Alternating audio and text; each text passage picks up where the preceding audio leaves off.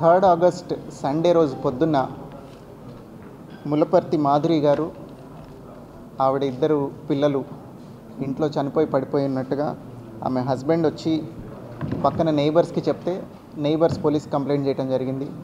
వెంటనే police scene visit చేసి అక్కడ చూడగా మాధురి గారు అట్లనే ఆమె ఇద్దరు డాటర్స్ పుష్పకుమారి గారు అట్లనే జెస్సీ లోనా గారు, వీళ్ళిద్దరు పిల్లలు 6 years and 8 years, వాళ్ళందరూ రక్తపు మడుగులో పడిపోయి ఇంట్లో ఉండగా కనిపించింది.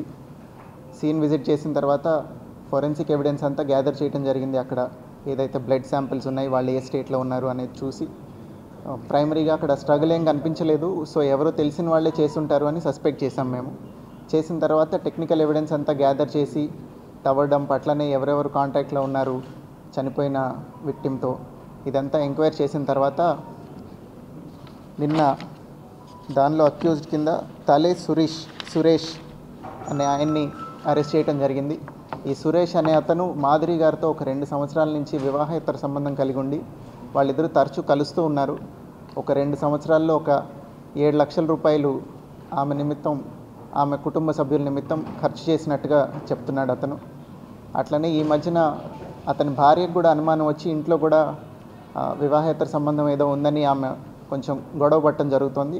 అదే బ్యాక్గ్రౌండ్లో మాధురి గారితో కూడా కొంత గొడవ పడుతూ ఉన్నాడు.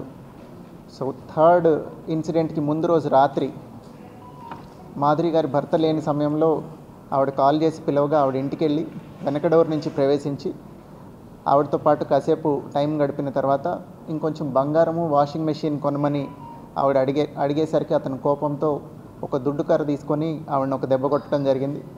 కొట్టిన తర్వాత ఆవిడ కింద పడిపోయిన శబ్దానికి పిల్లలు లేచేసరికి వాళ్ళు ఎక్కడ ఐ విట్నెస్లు అవుతారు అని వాళ్ళిద్దరిని కూడా కొట్టేసి అక్కడి నుంచి వెళ్ళిపోయాడు.